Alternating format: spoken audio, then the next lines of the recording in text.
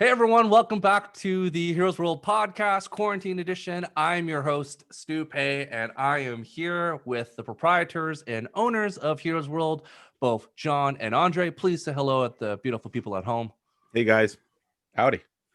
And of course, with the Prince of Mischief himself, Rob Cadet. Say hello to the world. Hey guys, everybody. Stu, Andre, John. Hello everyone. It's been a while since we've chatted. Please disregard what we're wearing and clothing. It's been a few days since we've met, so these are things. Welcome to the podcast today. We are doing a deep dive of Superman 1978. Here we go. So this is a movie that we have talked about numerous times in the pod, but we were chatting amongst ourselves, and really, it's been a while since any of us outside of Rob have truly watched the movie. So we went back to watch it to figure out, does it stand the test of time? How does it work? Is it what we remembered it? Because we talk about it a lot. So we did a coin flip between the OG superhero movies of Marvel and DC, one being Howard the Duck and one being Superman. That's for you, Michelle. Overwhelming choices. We went with Superman over Howard the Duck. So he'll be next. I think that's next. That's next. Oh yeah, it's next, Andre. Modern movie itself. So we're going to start with the OG of all OGs, colored modern superhero movies, and we could probably link it all back to Superman, Richard Donner, as the movie of what's created and spawned everything else. So let's first off get just a basic thought on the Superman movie. Andre, I'm going to let you go first. Give us a review of the film, and frankly, we're going full spoilers, full everything. Might as well just go full out. 78, folks. Yeah, we're gonna do okay. Well, we're gonna go full after we do our usual shtick, which is give us, Andre, your review. Well, tell us if you watched the movie, yes or no, and then we'll go into spoilers afterwards. So, would you recommend this movie to anyone to watch, Andre? Yes or no? I would recommend this movie to people who are of the age to have seen it when it kind of came out. I don't think I would. I think recommend... everyone saw it at the age that they came out, Andre. So no, yeah. Well, yeah, but I don't think I could recommend people that haven't seen it. Like nostalgia. You need a nostalgia. Yeah, I don't think I will be showing this movie to my nephews who are 9, 5, and 3. Awesome. John. Poor Rob's son. I think he forced his son to watch this a couple of times. So. Yeah, again, it's not a simple yes or no for this, Stu. Like if you are if you don't want to watch this, then you shouldn't be forced to watch it. But yeah, I would say if you like watching older movies and you can appreciate an older movie pacing and the elements in its time, then yeah, you can definitely watch this, because we'll talk about it later. There's some magic that does happen on the screen that I would say is worth checking out. So I think that, like vegetables, John, they're important for you. You have to eat them. If we just wanted sugar, we'd be eating sugar nonstop, and it would be my so-called 500-pound life. So this would be the situation. I agree with you both in terms of, I think there is an age kind of requirement, like a height requirement at a theme park. I think you need someone, a child that has a little more patience to watch it, because there's some dialogue and things into it. So to your point, I think people should watch it, but I think it's a 12 and over movie. I think over the age of 12 is really it, and you have to lock away their cell phones. I think you have to be able to appreciate the older movies in their time. I don't think it's about the older movies. You just have to appreciate yeah. dialogue. That's pretty much it. If you can watch through dialogue. Rob, please give us your thoughts. Listen. Don't listen to these guys. Okay. this guy, I'm gonna call child abuse on you, Rob, for making your son watch this shit. This is a great movie, and if you want to understand the backbone of all of the Marvel movies under the guidance of Kevin Feige, you have to watch Superman the movie, directed by Richard Donner. I've mentioned this in the podcast months previous. He makes all of your cast, crew, and everybody else starting a new production movie to watch this specific movie, because this is the structure of every Marvel MCU movie that we've seen since 2008 with Iron Man on. So can I ask a question to that? So if that's the case, right? How come technically none of the Marvel movies have the charm and character and what's the word I'm looking for? Chemistry between the two leads that this Superman movie has. Because if that's what Kevin Feige does, then he's failed There's at only one Christopher emulating. Reeves, Andre. Right. There's only one Christopher Reeves. Yeah, no, I think but part of but it's also the actor. He's failed because the pacing and the plots and the action and all of these other things have nothing to do with that Superman movie. So maybe Feige likes it, but if that's what he says, hey guys, this is what we're trying to emulate and go. I can't think of a Marvel movie that is anywhere close. I think to Rob's point, it's to the characteristics of this movie. To be fair, Andre, it's an homage, and they want the spirit of it, not to copy. But what? Okay, then I'll start by asking Rob. What do you feel the Marvel movies? Which Marvel movie do you feel has any of the spirit of the Superman movie? But just and I'll answer you, but as an you're on brand in that you have always said that you don't like most of the MCU movies, and you're not a fan of this movie. So I really kind of think that's no. That's the link. The link. No, yeah, answer the question. We can find the old podcast, but yes, answer the question, Rob. I am a fan of. I am a fan of this movie. I understand it, and I appreciate it for its time, and I'll get into why I like it or what I liked about it.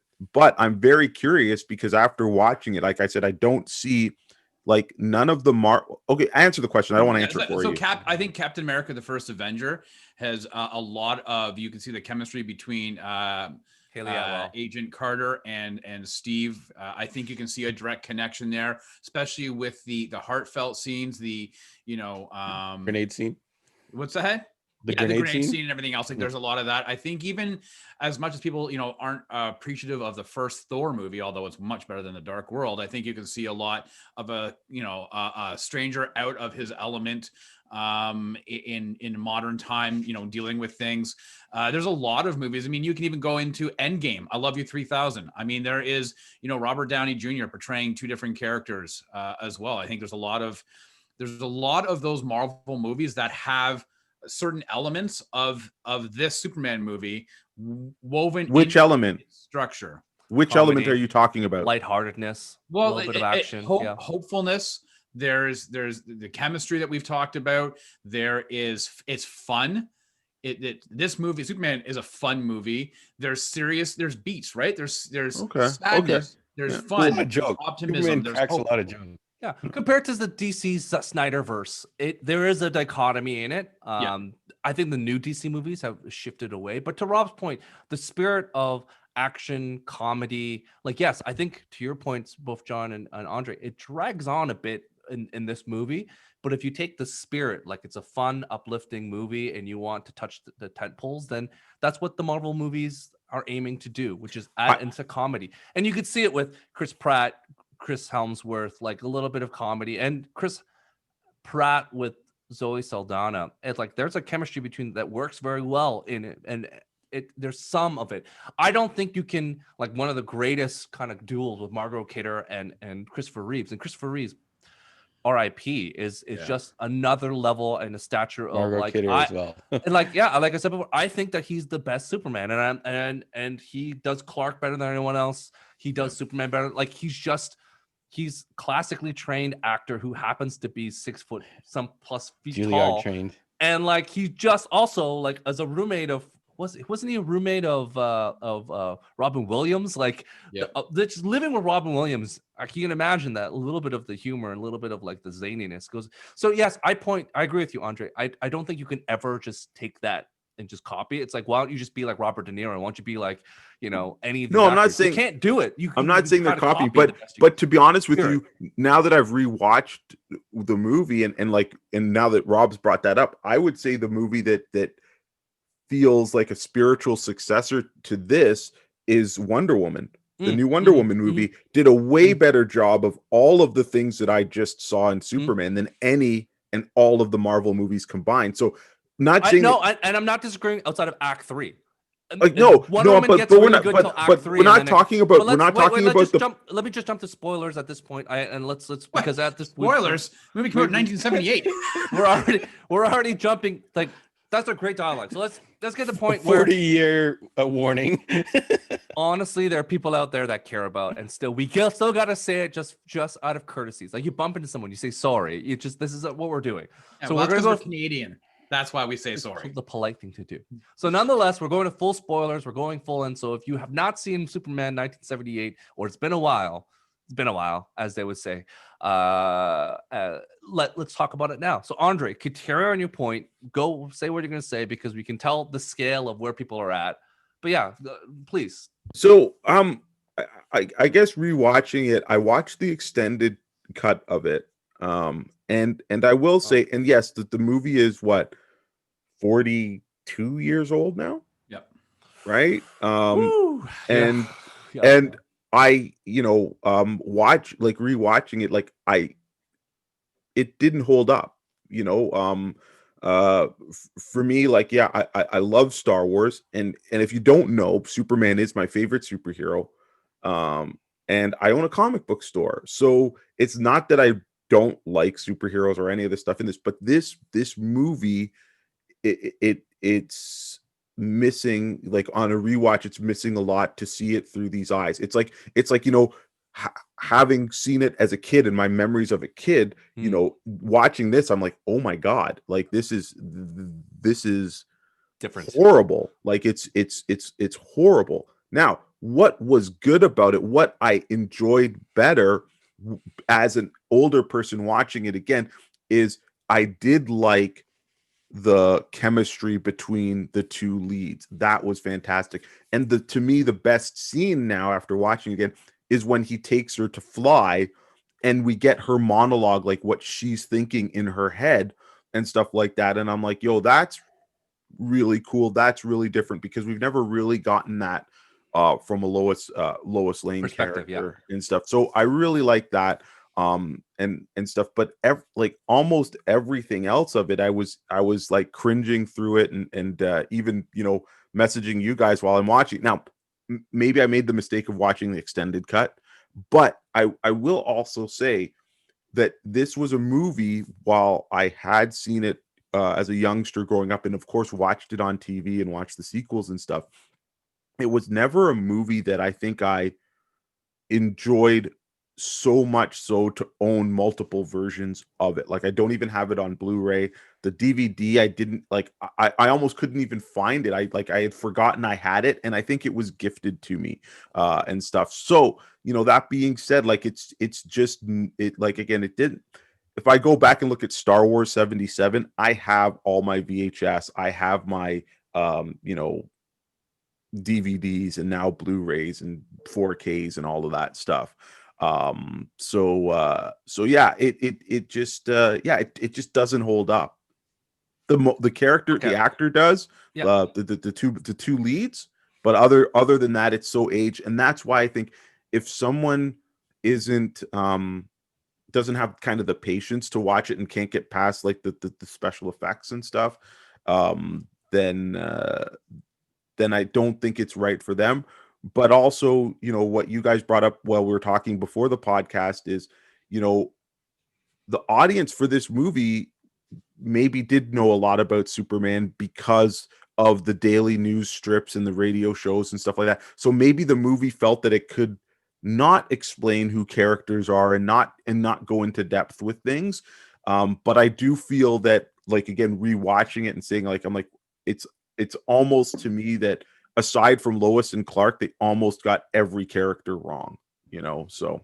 John, thoughts? Yeah, like a lot of what Andre said, like if I transport myself back and look at it as a film of that time, the first ever real superhero big budget movie, the most expensive movie at the time, cutting edge special effects for that time, it's a nice piece. But if I had a choice to watch this over, or like Man of Steel, I'm definitely going to choose something more modern. But when like I said, there are some magical moments, and Andre hit it right on the head. Margot Robbie and Christoper Reeve, when they hit the screen at 46-minute mark, like you don't even see them before that. I think you see Clark in Smallville. Margot Kidder. Margot Kidder. Margot Sorry. Robbie. Oh, Margot Robbie. Yeah. Why did you say something earlier? John, let's not diss the Canadian in the movie, all right? Lois She is the greatest. Lois Lane, that's Canadian. Let's put that Yeah. on the list. Lois and Clark, like when they hit the screen together I think they start off at the Daily Planet. It's pure magic. Like they go in, they talk to Perry White. Lois takes that bottle, hits it on the table, and Clark lets it. I guess he purposely lets it explode all over himself, and then he's like, who would do that to make you look like a fool, right? And Lois is like, yeah, who would do that? Like kind of like just all the little things like that, and even like the cheesy stuff, like the guy sticking his gun around the corner, like, hey, you come here, see, come here. And then like you go into the alley and then they set all that up. How silly is that? And how foolish is Lois? And Lois is crazy. She basically dies like 3 times in one day, right? And Superman saves her ass. But stuff like that, it doesn't stand up to today's standards of even story. Like I feel like storytelling, but I'm not as articulate as you guys, and I don't, I'm not as smart about these movies as you guys. But for me, other than watching their chemistry, I don't know if I would ever even go back and watch this, like, and I haven't watched it in, like, I don't know when the last time you guys, like, maybe that's worth mentioning, when the last time you probably watched it is. I probably haven't watched it for over 25 or 30 years is would be my guess. And there might be we're old first and foremost, so we add that one. Yeah. And then when you put this movie comes out, it's like 42 years of Superman. Because when Andre said that, my mind is like, oh no, that is. It's been a good while since I watched it, and a lot of it was like, I don't know what you call it, like looking through rose-colored glasses or whatever the expression is. My memories of it were definitely better than the actual thing, but maybe that's because I'm blending all the movies together, because Superman 1 and 2 were filmed together supposedly. So I thought he was going to fight those 3 dudes. Why establish those 3 dudes at the beginning and then not fight those 3 dudes at the end of the movie? It's very odd. But it's still odd. I said odd. But I think this was the first case of like homage to the part 2. I think this was the first case of setting up for multiple movies. This is what Dungeons and Dragons the movie that's thought crazy. it was gonna be like. When I think of that, when I think of that, I'm like, oh, okay, like this is crazy. They're setting up for a second movie to come back and bring these characters back and do all this stuff. So there's like cinematic universe. It's kind of like, I want to, like, almost kind of throw shade on it. Maybe it's not as strong as we thought it would remember, but it did so many things for that time that I can't really do that, to be honest. And Superman with the jokes, man, like that guy hits him with the bar and he's like, bad vibrations, like all those I'll do the flying, like that type of stuff, like all those like silly little things he like threw in there, like were great. Like I don't know, like, you know what, that's good for pointing that out. And I think I just realized what Kevin Feige was talking about, because every one of the Marvel superheroes has quips, and maybe that's why. But when I'm thinking of Superman, he's not that guy. But again, it worked for the movie. But maybe that's what Feige. Christoper Reeve sold it. Like, Lois offers him a drink. He's like, I don't drink when I fly, and it's just like all these little things. You're like, but it wasn't like stop for a laugh track joke. It was just kind of like he just says it. And it kind of goes past, and then you stop and go, wait, that was hilarious. You know what I mean? And like, to your point, unintentional humor, maybe. I don't know. No, I think it fits to Andre's point. Like it fits, and what Rob and I were saying outside the podcast was that it fits the radio. Like if you listen to old timey radio, this is the stuff they would do, because it's like theater of the mind. Like they would do these type of jokes because it was vaudevillian, in sense of like that's what was happening at that time beforehand, where people were doing vaudeville, and this is the type of quips they would do that necessarily hasn't carried over as all through the generations as is, but we can still see that there's points of that carry over into the new media. But it is like a few jokes here and there that put together. But yeah, I think that, to Andre's point, the Superman movie is not what you imagine a Superman movie to be. It's not as epic, it's not as crazy, it's not as thing, but the Superman, Christoper Reeve being that encompasses it so well that he can do. Christoper Reeve and Margot Kidder, like they make the movie, so I can't really say not recommend it, because they're in it and they're magic on the screen. So if there's one thing you can watch in this movie, it's whenever that comes up. Like it's and really to the good. point, like I watch Henry Cavill, who's a fine Superman. He's fine, but like I like how Clark Kent and the thing slouches and like all the like Clark. Like watching Clark Kent walk around the Daily Bugle, he just looks like a kind of does jacked over- dude. he- Like he his kind back of is fully out, over- and he's just walking overdoes around. it. I'm like, Yeah. what are you were just wearing like a blazer, like an old man blazer. I'm like, you just look like a jacked He, dude. Like, he would have like the hair and the Yeah. even like there's one part where he's like going for the elevator and he's like trying to get on and then they close the doors on him and then he goes to the next elevator and the other guy's like, it's going up, and then he's just like kind of like, okay, and then he just kind of like stands around and presses the button again. It was that like so again, good for those it's scenes alone. You have to have it's a vaudevillian level of like goofiness that you would see with a guy back then. When you slipped and fell, people would laugh. Like that was comedy. It's no football in the groin, but it's in one thing where the guy just trips and is like, haha, laugh. He does demolish a football in this movie. Yes. So, and that's the thing where it's the comedy of that again, it's showing the differences, trying to show that, so no one would suspect that he's Superman. And I think that's, take their credit. Like they went really far that direction to show that Clark is a bumbling guy, that there's no way this guy who's uncoordinated could be Superman. And I appreciate the fact that they went so hard that direction. But again, it's based on the people of that time period that grew up watching vaudeville. Like, well, how do we get them to watch this movie? Let's kind of interject some of that energy into this character. So it's a very thing based on that time period. Yeah, sorry, John, go ahead. Oh no, I think that's pretty much it. Unless we're going to cover like weird things that happen in the movie, No, like the whole, I'm CPR scene and stuff like that. Yeah, I think to your point, like this movie's not a perfect movie, but there are moments in it that shine bright, to John's point. And I think that the idea of what they're trying to do for Superman, strength, justice, in the American way, like a good person is highlighted in this movie. Like it's not perfect, but my God, like when you see that Superman, you're like, this is the image of what I want Superman to be, like a person who's looking out for the person, who's good, who's saving people, like saving cats and like things like saving that. Cats from the tree, Rob's favorite thing. Yeah, like he's just that's like Rob's story element. Did you notice after that you hear the audio and the mom and the kid's like, oh, some guy saved the tree. Yeah, and then the mom's like, what did I tell you? And then you hear like, whoa. and like, yeah, it's one of those funny things where I watch and I'm like, oh man, like this is, don't get me wrong, like Man of Steel has moments of like, and Superman is kind of now put to the point where he's always world saving, like he's always just saving the world, saving the galaxy. But it was nice to see a Superman that just like your friendly neighborhood Spider-Man, like just fighting little crimes thieves from climbing buildings. Yeah, like just little things. I'm like, oh yeah, Superman could do. Like they never show Superman just stop criminals anymore. It's like, I gotta stop Doomsday, I gotta stop Lex Luthor, I gotta stop Mega, like Brainiac. Like it was just nice to see him just do little things. You're like, oh yeah, like he would just in the moment in the middle of the day stop like a police. I'm gonna put this boat on the street in front of the police station. Yeah, like you're just like, this is who's gonna take that away?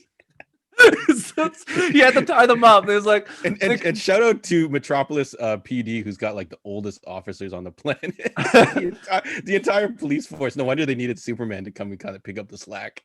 It's a union job. So this is why they're there. So anyways, I enjoyed the nuances of that time period and all those things, and I enjoy your friendly neighborhood Superman. But Rob, now is your time, because you this is here it is. All right. You have to be like walking. Look, he's been sweating it. Look at it. His face is all like red and shit. He's been at home that we've been recording for an hour and a half. He's been waiting that. We had no idea this was happening. So just waiting for that reveal. All right, this is a throwdown. It's a showdown. 2 hours later. Listen, I could go on and on and on about this movie. So I'm gonna have a very difficult time trying to keep all of my thoughts. And if anybody wants to deep dive with me offline, hit me up on Instagram or Twitter or whatever, because I can go just so geeky on this movie.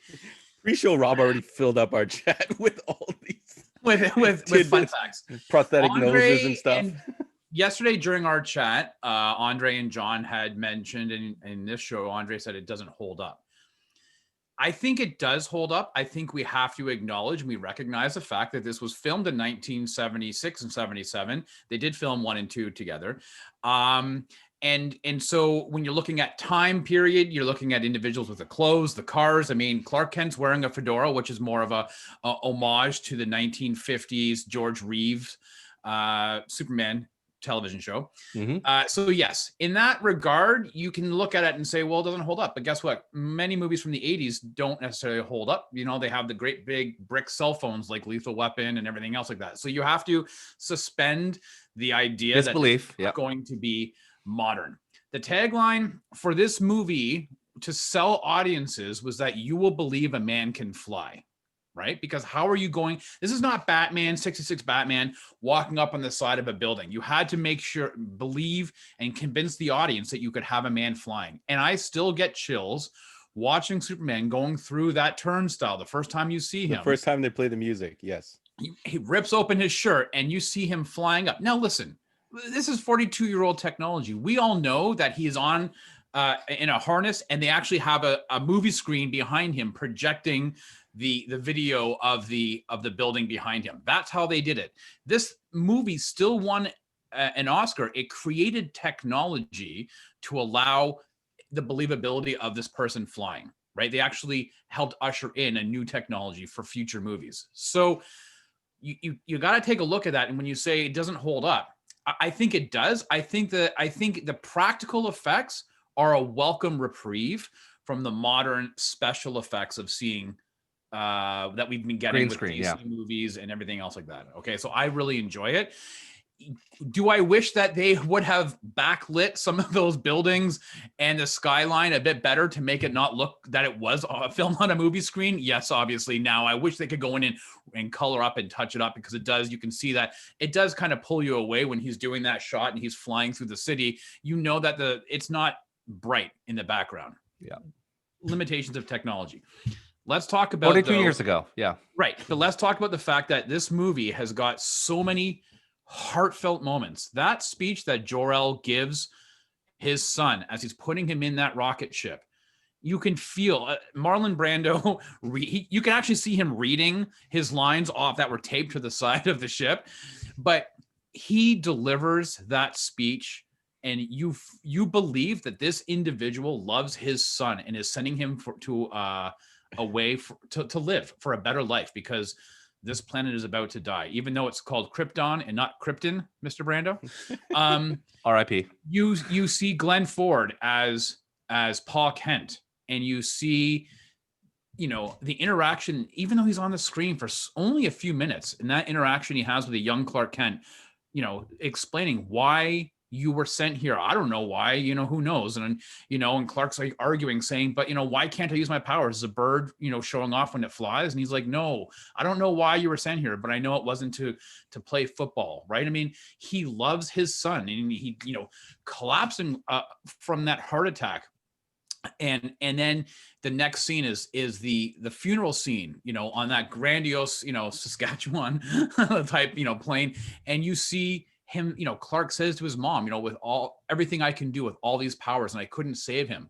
That is gut wrenching. Like, for me, that is gut wrenching. This movie has a lot of peaks and valleys in terms of its highs and lows, and it makes you believe in this character of Superman as being wholesome, and he's gone through loss, profound loss, to be able to understand the fragility of humans and of people. And that's why I think he appreciates humans. The costume is amazing. Okay. I get it. It's spandex. It's not the body armor that we're used to seeing in modern movies. But when you look at how bright and vibrant that costume is based on everything else that's going on in that movie, like, he stands out. Superman stands out as this character, this superhero character. Even when, he goes to rescue Lois, or he first finds her and the car is all crushed up in the desert, and he picks just seeing him standing there in that color, it pops. Like, your eyes can't go anywhere else but to look at this character. Andre said he watched it on the extended edition. Oftentimes we talk about how sometimes a director's cut, you can see, wow, why would they have ever cut that? It makes it so much better. I would highly recommend to anybody who's going to watch this movie, if you haven't seen it, just watch the theatrical version. It's much more tight. It's much more concise. It has all the beats that you need. You don't need the extra 32 minutes of footage. It actually makes that movie, it takes away. It's a drag. I'll be very honest with you. It's a drag to see it. Watch a theatrical version. But honestly, I can go on and on about this movie, because it is the bedrock of my growing up and watching superhero movies and appreciating superheroes, and they hit it out of the park in 1978, and it does, to me, it holds up as a fantastic superhero movie given today's modern movies. And I think to your point, Rob, and to what Andre mentioned before, like some of the characters are off, like the characters motivations, like especially Lex Luthor and some of the other ones, are completely off. But what they get right is the father relationship between Jor-El and Pa Kent, like that stuff you mentioned, like it's bang on. Like the dialogue between them and like why you need your powers and whatnot, they've copied it time and time again through, you know, Lois and Clark, Smallville, like everything since then has been built upon that bedrock of that relationship, and some have worked out well and some have not. And my apologies to Erica Durance when I realize right now that you are also a Canadian Lois Lane, but unfortunately, Margot Kidder is still the best one. So my apologies to you out there. I think you're still awesome, but maybe I'll say you're the best TV version, best Canadian TV actress to play, you know, Lois Lane.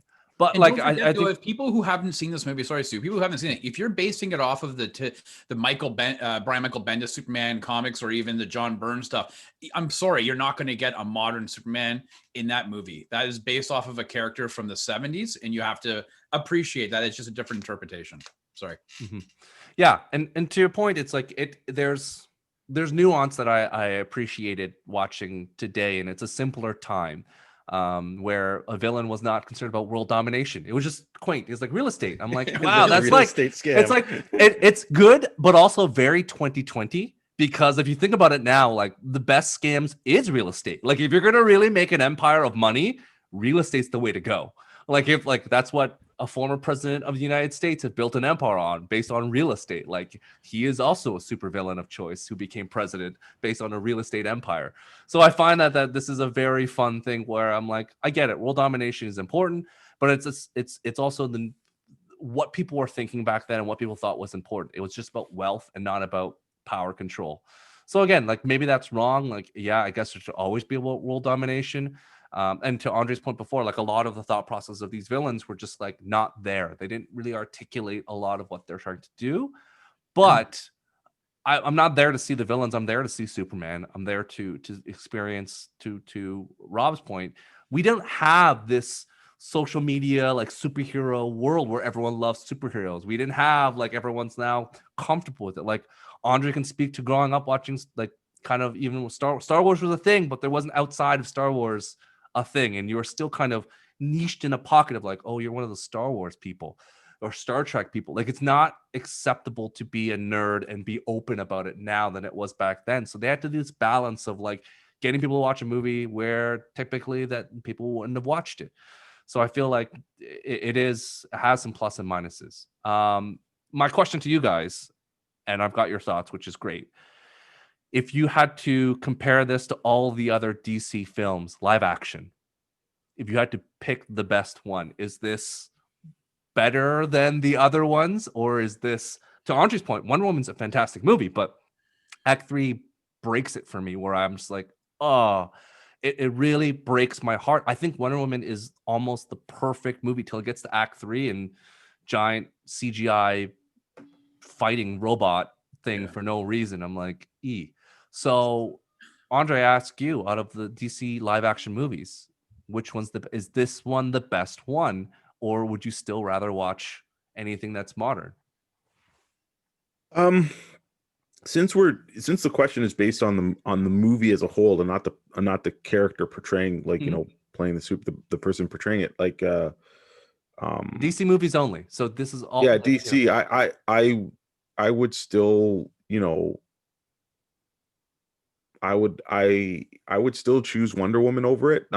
You know, I know we talk about the Act 3, but you know, Superman Act 3 is just as ridiculous. Like he pushes the fault line together, right? Yeah. And then he reverses time, yet he doesn't, like, why not reverse time and stop the missiles from being fired? Right? Like when he reversed time, I'm like, all you did was reverse time and then just check to see Lois's car was there. Like, I thought he was going to reverse time and stop the whole thing from happening. So you know, if you're talking about a movie falling apart on its third act, like, you know, Superman's there. And you know, just to Rob's point, like, you know, when I say it doesn't hold up, I'm not talking about the technology. Like, you know, you have to forgive that. I think it's unfortunately like it's the storytelling and you know, not the costumes, because that's the easiest part to forgive, but it's the storytelling and the plot and stuff like that. Those are the things that don't hold up. And I'll digress just one little bit. Sorry, Stu, please indulge me. But, you know, one of my favorite movies of all time is oh man, and I just brain farted it. Oh God, It's a Wonderful Life. Right. And I'm like, that's a movie where the dialogue is super key, and that's timeless. You know what I mean? Like, you don't have to, like, you know, yes, they're talking about the banking and everything's different, but, you know, that type of storytelling and that type of characters and stuff like that to me holds up, where something like this, like, it just didn't. It was wonderful seeing those characters. So I would just choose, like I said, I would choose Wonder Woman over the Superman. Okay. All right. Okay. I think they're different genre movies, but no, of course. But I don't disagree that that doesn't hold up. It's like Citizen Kane. Citizen Kane holds up to an nth degree, but I think it wasn't required to do. No, and I'm not saying Superman things. should have been this, but I was just trying to compare it to something that is even older and has withstood the test of time, you know, better. In which, like, that movie, It's a Wonderful Life, I watch it every year at Christmas time. You know what I mean? So it's a, you know. Anyways, I don't want to talk about that movie. Let's go on. John. Yeah, well, Andre, yeah, even if you're going to talk about movies that stand up, like Star Wars 1977, it's definitely an off topic, but yes, I want to know your DC movie. I know you're stalling. So I am stalling. No, but I would definitely watch. I'm going to keep it actually in the Superman genre. I would definitely watch Man of Steel over this one, just because, like Andre said, the storytelling elements. Like, I think there was some storytelling elements back then. If you're going to say this is like a period piece, they were definitely indulging themselves with the technology of creating Krypton and all that kind of stuff. They were definitely milking a lot of that stuff. So like, if maybe they cut like, you know, whatever 30-40 minutes from this movie and tightened it up, so like the original Superman movie, but I don't even know if you could do that. And then, like Andre said, that third act of spinning I think that's one of the main reasons I have never rewatched it since, like, who knows how long ago I watched this, but that whole reversing time thing just was a killer. Can I ask you though, both of you, would it change your opinion of the movie if you knew that this was not the original ending, in that Donner had but it's the ending that exists. You can say that all you want, Rob, you but you can't go on the what ifs. Yeah. No, I think as a finished product, it's you cannot go based on a theoretical, because theoretically the Superman movie release the Donica, but I'm curious to the best movie ever made would be the one with Nicolas Cage as Superman, starring, you know, Tim Burton. That theoretically is the best one because it was never made, and they had a giant, like, skeleton, or was it spider machine thing? So they repurposed for Wild Wild West. So all we gotta know is that's the movie. So yes, that would be number one Superman movie. But Rob, go for it. This is hard. I've gone on record. I enjoy Man of Steel. Does this movie beat out every other DC movie ever made? I would have to say no. There's one other movie I would put above this. And I would normally would have said, you know, Superman's my jam. I think it is. I have to, though, separate my nostalgic love for this comparative to an actual movie. I'm going to say The Dark Knight is probably the best DC-based movie that we've ever had. Wow. I don't even know it's the best Batman movie in Rob's background. Wow. Okay. All right. Well, what you can't see, John, is I got all my Batman statues on the other side, all right? So liar. But listen, because I have an affinity for the 89 Batman, but do I think that's better than Superman 78? No, of course not. But I think that, I mean, I've watched Superman for this show, and I just watched it a few months ago. Like, I watch it at least twice a year. So, but I'm also with The Dark Knight at the same time. I watch it a couple times a year as well. So I can say that both the Superman and Batman movie do a better job of showing the characters in a mild manner capacity, whether it's Bruce Wayne or Clark Kent. I don't think the new ones do a good job of showing them in costume. They focus on the costume itself and the superhero and being super awesome, rather than like the daily trials and tribulations, just trying to like balance the But that's true. But to Yeah. be fair, like we've never had like, unfortunately, Cavill never got a Man of Steel 2 or whatever. And I think that's like at the end of the first one, you know, we get that he could be Clark Kent, but we don't see him Clark Kent in action and stuff. And then in was it Batman versus Superman? We did get a little bit, but not enough to say we're judging it on that, you know. So it's no, but what you did see though, there was no, what Stu said earlier, there was no dichotomy between his Clark Kent, even in BVS, when he's doing the interviews, he's talking to Perry White. There's not much difference between his Clark Kent and his Superman. There really isn't, except for the glasses on and off. That was it. Whereas this, though, and everybody will praise Christopher Reeve until the end of time. It's the slouching scene. It's the scene where after he flies and he stands up and he's Lois, and it's it's the change of pitch in his stumbling around and his facial expressions and mannerisms. You don't. There's no ego to Christopher Reeves. He's trying to look like a dingus. Like he's trying to look like a nerd and just be the worst. You could argue that he's overdoing and Henry Cavill is like trying to be. He's hamming it up. He's trying to be. Yeah, exactly. But Henry Cavill's trying to be awesome the entire time. Henry Cavill's like, I can't look like a fool. I can't be, you know, the Tyrese and just make jokes. So, you know, Christopher Reeves does a magnificent Tyrese, which is like, doing these goofy things and like trying to make people differentiate between him and Superman, which is a guy that I appreciate more than anything else, because this is like, again, we can nitpick about the same things. Like, come on, we all know that he looks exactly the same without the glasses on and off, but the way that he slouches to like, because Superman says he's 6'4", but you don't get a sense that Clark Kent he's big, but you're like, is he 6'4"? Like, is it the same stuff? And his voice, Lois, what are you doing? It's a little thing. And it's not perfect, the movie, but I think if you took Christopher Reeves and replaced him in the Man of Steel movie with Henry Cavill, like if I could CGI it, I would do it that way, like in a heartbeat. And that's the thing. So that's my question to you then. Would you replace, if you could do it, and replace the Superman, put Henry Cavill, replace Henry Cavill with Christopher Reeves in that movie? Is that something that you would want, Andre? Just if it was just doable, or do you think Henry Cavill's the Superman we need? No, because I think what you're asking really is like, if you put Christopher Reeve in Man of Steel, there's no moments that Clark Kent shines. It's a different movie. It's a different portrayal, right? So you would just have somebody, you know, like he wouldn't be able to act the two roles, right?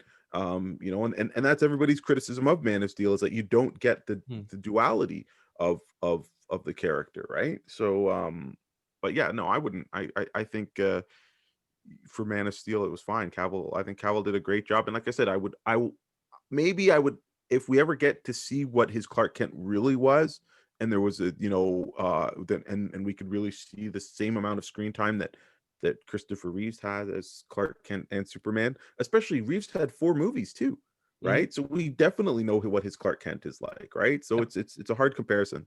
So I don't want to sell Cavill short. John? Yeah, I think there's I don't think you could, but I think there is something to be said about the whole idea of is Kal-El, is he Clark Kent playing Superman, or is he Superman playing Clark Kent? And Christopher Reeve's portrayal, you could clearly tell he's putting on an act to be Clark Kent. So I think Cavill could have sold the whole idea that he is actually Clark Kent, and he puts on the Superman persona and he kind of does it the opposite way. So I think he doesn't have to do the same thing that Reeve did. So I wouldn't transport them, you know, to switch spots or whatever. Rob? Yeah, I think John said it quite well. Whoa. You never hear from me complimenting John.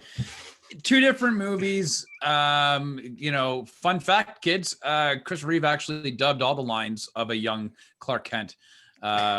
So that's his voice. The actor had to wear a nose prosthetic, and he lost his voice in that movie. So I think we got to see what Christopher Reeve did as a younger Clark Kent, just voicing for that 8 minutes or 12 minutes, whatever it was. So I'm happy with the way the movie is. I wouldn't swap it out. I like Cavill as Superman. I want to see him more as Clark Kent. I want to see him be a bit more. He's a modern Clark Kent that you see in the comic books. Again, there's no differentiating between the two. If you read the comics, like there's nothing really, right? I mean, Okay. now current storylines, everybody knows they're one and the same, but so, you know, he's going based off of what the current comics are like. So, yeah, I'm happy with the way things are with the two actors in their own individual universes. Okay. I disagree with all three of you. I think that if Christopher Reeves was in that role and somehow he do it, I think that the actor could basically say, "Let me do another cut of this. Let me inject something into it." I think the actor, can, when a comedic person like Christopher Reeves could change something. I don't know if Henry Cavill has that comedy in him. I know he tries in The Witcher, and he does actually, given an opportunity, maybe he could inject a little comedy. But I've never seen Henry Cavill be funny in any of his movies. Like an improv. Well, yeah, but that's not his shtick. But you look at the two directors. You have Zack Snyder. Okay, so you need to then expand that question out. Would Zack Snyder allow Christopher Reeve to do what he did? Because I think a lot of that credit also goes to Donner, Richard Donner. I mean, look at all of Richard Donner's movies, all the Lethal Weapon movies, the Goonies, and everything else like that. You can see he allows that comedy that.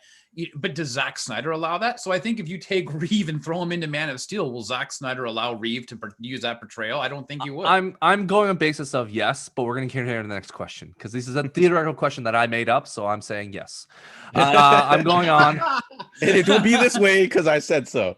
100% based on Stu has spoken, and I want to carry on because we can. And again, those are all hypothetical. So I want to ask Andre this question: Superman theme song. Greatest theme song ever? What's better than it in terms of superhero movies? Is there a theme that is better than that theme song? You listen to that orchestra by John Williams, it's iconic. Is there something better? Is there a movie that theme song resonates more or was better than that theme? For superhero. I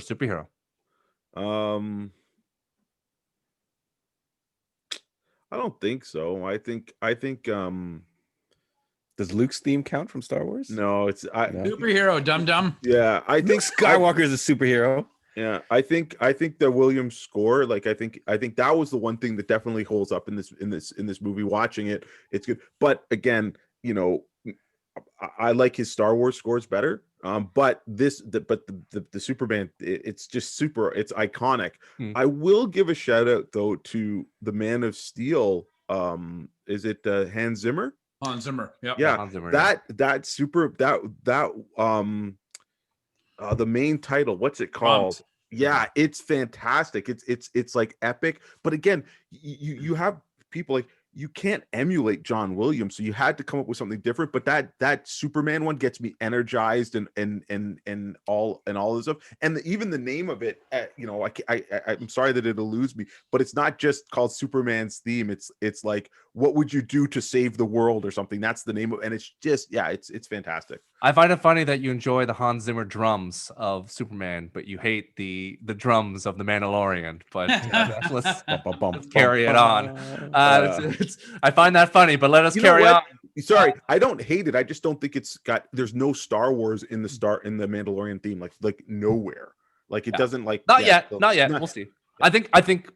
And for the people listening, I think they're sprinkling it in. They're slowly, like each time they're adding a little to it. And I've heard a few cuts where they've interjected the Star Wars theme to the Mandalorian song, and it's dope. So I'm thinking. Well, they haven't done that in the show yet. So not yet. It's gonna happen.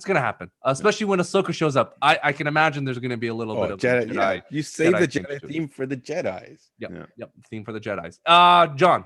Yeah, I was gonna say when I was watching it, I was like the music. Some of the music does sound a little dated, like the big trumpets and all that stuff. But when that theme song comes out, when Rob says he goes through that turnstile, jumps out and waves to that pimp in his two hose, they start playing like that. I almost teared up. I was like, this, and you see him fly up, and you see Christopher Reeve in the costume and everything. Very close, like very tight race. The Superman animated series theme was, I think, is really, really good. Yeah, it cannot beat this John Williams version with the Christopher Reeve. Like, you can't stop it. Rob. Yeah, I like the Hans Zimmer. I think Andre's right. When you were in the shadow of John Williams, you have to do something to differentiate yourself. And Hans Zimmer did an amazing score with Man of Steel. However, this theme from John Williams has lasted the test of time. They sampled it in The Justice League movie, because it's so iconic to this character, much like Danny Elfman's 89 Batman theme is iconic to that character as well. I prefer that over the Nolan trilogy in terms of Hans Batman. Zimmer. Boom. Right. So yeah, this is, I think, by far and away one of the best. I will say though, the only caveat is that the Avengers theme from the first movie, they redid it for Infinity War and Endgame, and it was much more cinematic in those two movies. Yeah. They took that existing property and just gave it a shot of like Hulk Hogan steroids, and it made it explode in those two last Avengers movies. So that is how you use a theme song, and you can see that is tied directly to how they do it with this movie and the reveal of Superman. So yeah, this is John Williams all the way on this one. In terms of the worst moment of this movie, Andre, what is the worst moment in this movie? Wait, but hang on. But is Andre talking from the extended edition or from the theatrical cut? Because I don't care. Tell me the worst. We're gonna find out. The most cringe moment of this movie, Andre. I want you to tell me what it was. Any moment with Lex Luthor and his two cronies, minions. Yeah, it was just Otis. Yeah, it was, Otis. Yes. Man, it was just like awful. Yeah. Okay. Yeah. No, you don't have to say more. I think we concur with you. John? I could be funny and say the whole thing where Superman says, "I never lie," and proceeds to lie to Lois's face by being Clark Kent. basically effing with her, like showing up for the day after and all that kind of stuff. But definitely the most cringeworthy scene is when the Lex Luthor's female accomplice is on the floor and the army guys are like, "Whoa. What's going on here?" And they start like looking, and she could be dead, and then all of a sudden they're like, "Okay, I'll initiate mouth to mouth," and then he's like, "No, I'm gonna do this," and then all the other soldiers surround him, and then he's like, "Turn around!" They all turn around, and then they cover him in the huddle. I was like, "What the f?" They're covering sexual assault essentially. That is messed up. Hashtag me too. Yeah. That is 100% like, I was like, they should almost cut that from the movie because that's not right. That's messed up. How about the fact that they show like a little boy fully naked in this movie? That was a little bit. That was weird. Jor-El skimped like, out. He couldn't send clothes or food with his child. I forgot. He made a nice speech, as to Rob's credit. I forgot that was in the movie where I saw a fully naked boy. I'm like, whoa, they went there. I'm like, I forgot this was a thing. Where I was like, wow, this is crazy. And I think this was PG back in the day. Like this is available to all families. So it's really unique at a time when they show full frontal nudity. So that was unique. Rob? So just that the boy who played that, I think his name is Aaron Samolsky. Anyways, he's in actually almost every Superman movie. Yep. Including Man of Steel, he's got a small cameo, so he's Canadian. I agree. I mean, listen, make up for exposing his Superman. Yeah, that's right. They're like, we're gonna put you in everything because we're sorry about that. Probably part of the court case. They're like, this is child endangerment. So part of the release is that you're gonna be in every Superman movie. Done. Yeah. It's funny. This I know that Andre hates Otis and boom, boom, boom, boom, boom, boom. His theme song is Bumbling Fool. I would hang out with Miss Tessmacher as often as I could. Sorry, I don't mind whether it's not below ground layer or above ground. She seems pretty cool to hang out with. It seems on brand that you would be the Otis, Rob. So that would be if the job was available, you'd be Otis. One part, like, let me get the hot dog and let me walk around the streets. That's right. Yeah. Let me get that newspaper for you, Mr. Luther. And you're like, I'll be right back. Which is amazing, by the way. It's like, oh, they didn't have the internet, so the only way he get news is he had to send a minion to get a newspaper to bring it back to him. That's right. I love how he tries to cheap out. He tries to cheap out the news guy, the blind newspaper owner, and it was his dog. He's like, oh, I got. To me, I think I've never been a fan of this one sequence, and I understand. Again, I've delved deep into the lore of this movie and whatnot. I know why Mario Puzo, the writer of The Godfather, put it in to attract the female audience. But that flying scene with Lois and her voiceover, can you read my mind? And, her whole speech and doing all that stuff, the whole flying scene with Lois, I thought was just, you're that high above and you're above the clouds and you're wearing a silk gown. dress. Like he mouths to her, "Are you cold?" And she's like, "Yeah." I'd be like, "Fuck, I am freezing. I can't. You should have like ice forming." But that's Superman's fault because she says, "Let me go change," Yep. and he Yep. and she's like, and he's like, "Yeah, you're fine, right?" So yeah, 100%. Yep. Yeah, no, I agree. Superman doesn't know. Yeah. But And even the awkwardness of the like, can you see through my thing? And he's like, well, I can't with the lead. I'm like, oh, this is weird. Yeah, and he's like, It's "I really like pink awkward. very much, Lois." yeah, why did he ask that? Why did she ask that? What was question? that? That was weird. Yeah, That it was something- weird. It that was something flirting, you but went, yeah, it "Oh." was weird. It was very flirting. Okay, let's go to that's Yeah. my cringeworthy is that Yeah, that let's- scene of her voiceover. let's go with the best part of the movie, Andre. There are many bad things, but what is the best part of the movie? What's the one part of the movie that you take away going, yes, this is the best thing? Well, I guess, like I said, the chemistry between the two. Like Rob just said, he didn't like the flying scene, and I'm like, realistically, that's the only scene that I could really say stands the test of time, because I almost started looking at the movie as not this superhero action movie, but I think, what if this story was, trying to be a love story, and I think it starts off that, that way. But again, I think I was imprinting that because I wanted to pull something away, because realistically, it's like John said, it's like Clark gets infatuated with Lois like right away, like he's smitten. And then he just proceeds to lie to her. And when he was going to tell her that he was Superman, he didn't. And they don't say why, and then she just goes on the date. Oh yeah, Clark, we had the date as usual. So it was all kind of weird. But again, their chemistry, I think, is the best part. I don't know if is that okay, or do I have to No, pick it's good. It's good, John. Yeah, okay. Yeah, perfect. I think that the Margot Kidder. Now I'm gonna screw it up every time I say it. Robbie. Christoper Reeve's chemistry, yeah, but Margot but Kidder some- as Harley Quinn. Yeah. but some, but She'd actually but be pretty good. She had the humor in, at least. She could do the jokes. Yeah. But some of the Lois thing is a little questionable, like how thirsty she is when she's talking to interviewing Superman. That's kind of a little awkward. And some of the like, she's a disaster. Like, she's interviewing a guy in a car while driving. Like, what are you doing? What's your favorite moment of the movie, John? Yeah, John doesn't listen, but yes, carry on. Favorite moment, it's got to be Christoper Reeves doing the Clark Kent stuff. Like I can't get, even him doing the Superman stuff.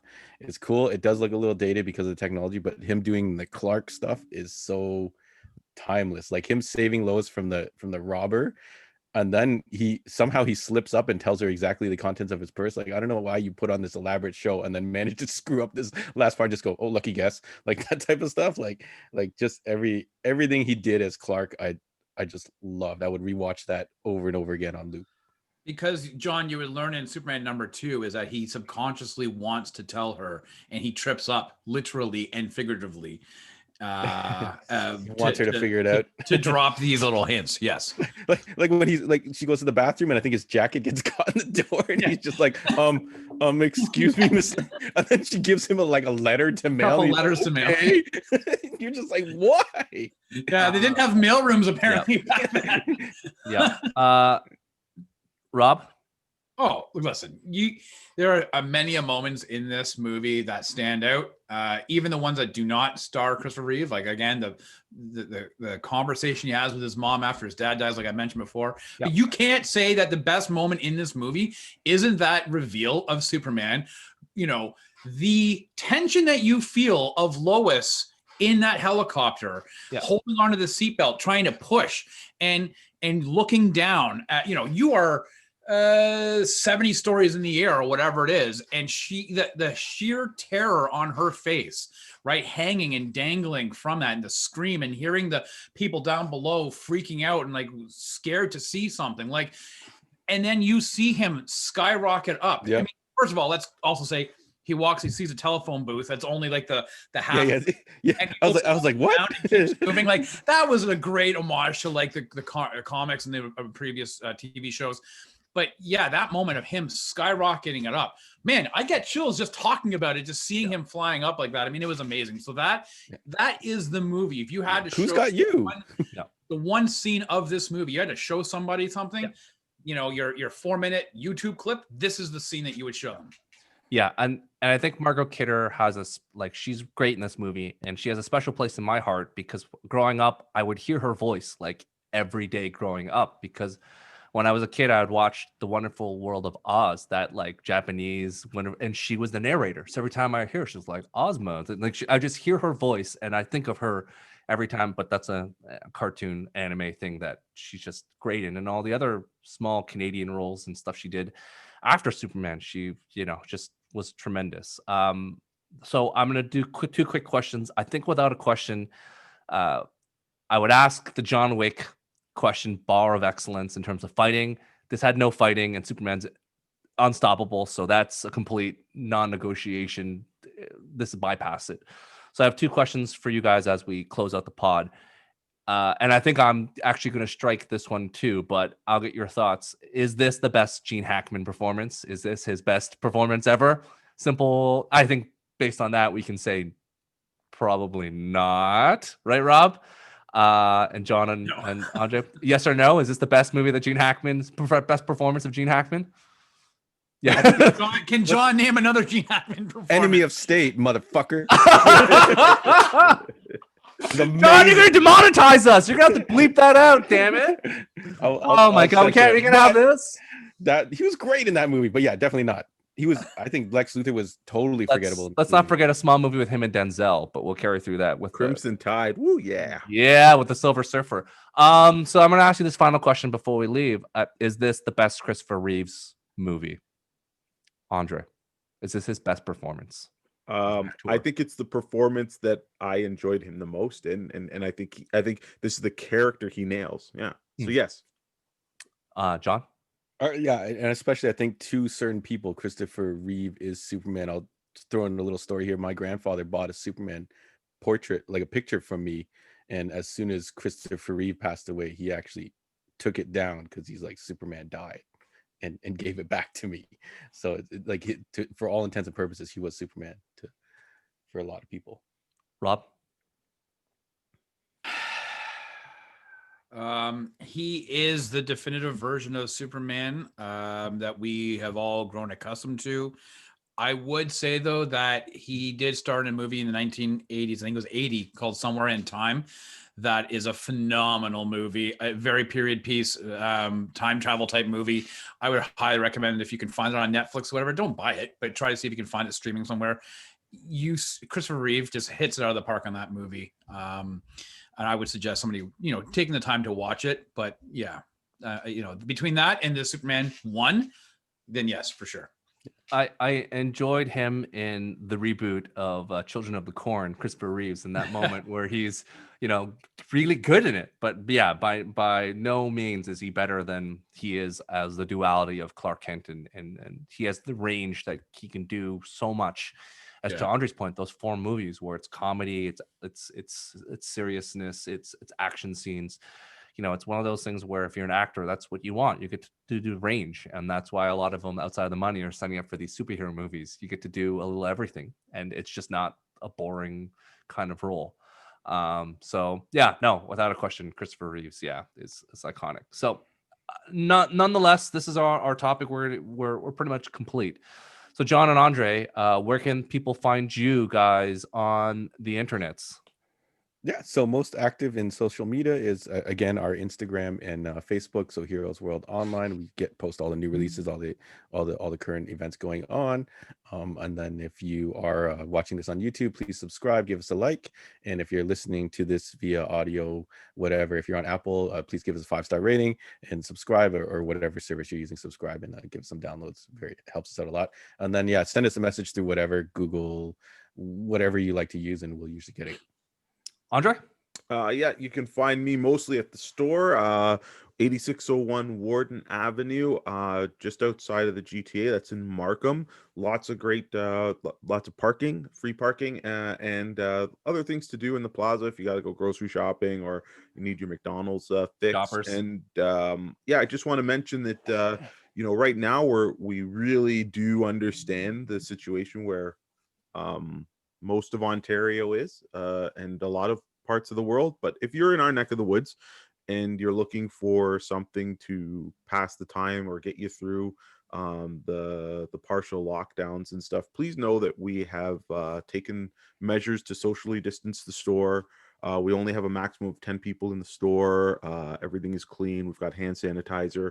and stuff. And we can also make other arrangements for you as well. If you only want to do curbside pickup, we can arrange that. We could also arrange delivery. We just want to make it as comfortable and flexible as possible for you. And also, we would like to thank everybody who's supported us and continues to support us, but we'd also would really like to call on more support, because as this goes longer, small businesses of all types are suffering. We're not out of the woods yet, but what we do want to say is that we're here for you. If you need recommendations or suggestions, whether it be a comic book or a board game or a hobby, we have lots of hobby games, models, tactical board games, card games, things that will get you off of the screen, especially for your kids. So if your kids are homeschooling and they're on the screen all the time and you want something new, lots of card games, lots of board games, role-playing games like Dungeons and Dragons, we can get you set up. We're here for you. And I know not only do we really need the help, but we would really appreciate it. And we want to continue doing what we do, which is serving you guys. Awesome. Rob? Yep. So you can find me on the Twitter and Instagram at Rob Gadet. You can also see John and myself with Joey on the Heroes World Psychic podcast, which you're watching. This comes out on Wednesday, the 18th or something like that. So I think on Monday, the 23rd, we'll probably be live, if I'm not mistaken, John, at 8 o'clock on YouTube or on Facebook. If you've seen this episode, check out the Heroes World Live. We'll talk. You can hit me with any questions you have about Superman. We will chat it up in the second half of our live show. So Rob could have done a 4-hour version of this podcast where he tells you. And we could still do a 4-hour cut later, an extended Canadian cut, as Rob would say. That's right. We could talk about the broadcast Canadian TV version. If you want that cut, comment below, and Rob and me will slog out a 3-hour, because I'm saving Andre and John. They don't need to do that, but we'll do a 3-hour like extended cut commentary, whatever it is. We will figure something out. If you want it, we'll do it. So please comment below. Let us know if you want another podcast of deep diving into this movie, and inevitably potentially Superman 2, the Donner cut, which is the superior cut, which we'll potentially talk about. So comment below. Let us know. I have not seen that. I've not seen the Donner cut. Oh boy, you're in for a treat. You're in for a treat, John. You're in for a treat. So again, please, comment, share, all that fun stuff. Please support your local stores, if not here and the great store that's Heroes World, but wherever you are, comment, support your stores, help them out.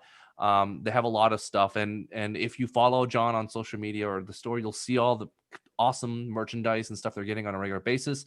So if you like it, you can just DM them to be like, hey, can you hold that for me? And curbside and everything else is available. So do it, especially right now during the holiday season. I know we're already looking for stuff. So why else would you not like a curated account of stuff that's coming into your feed to like, oh, maybe that would be good for, a young person in my life. So please support them, help them out in whatever you can. And again, they are doing road curbside and shipping. So, help them as you can. And they can give suggestions for young kids as the holiday season is upon us, and it's already getting ready. So when it comes to gifts, be here before you know it. Your secret shopper. So let them know. They'll help it out. I'm sure they'll do some stuff later on in terms of packaging things for kids in terms of like recommendations. So again, hopefully you enjoyed our conversation today on Superman. I know I did, and I know we'll probably do Howard the Duck next. What's next? Howard the Duck? Howard the Duck. You want us to do Howard the Duck? Oh, no, Rob and Andre are not a fan. This is gonna be great. It's gonna be really rough. We should save Howard the Duck for our potential bad movie throwdown. Is it bad? I don't know. What is the worst? I don't think it is. I don't think it's gonna win the worst movie. Definitely not. Worst superhero movie, you mean? It depends. Yeah. It's of a different time. So thank you all for watching. Have a great day. Be safe out there, and we look forward to seeing you again on the next one. See you guys. See you. Bye.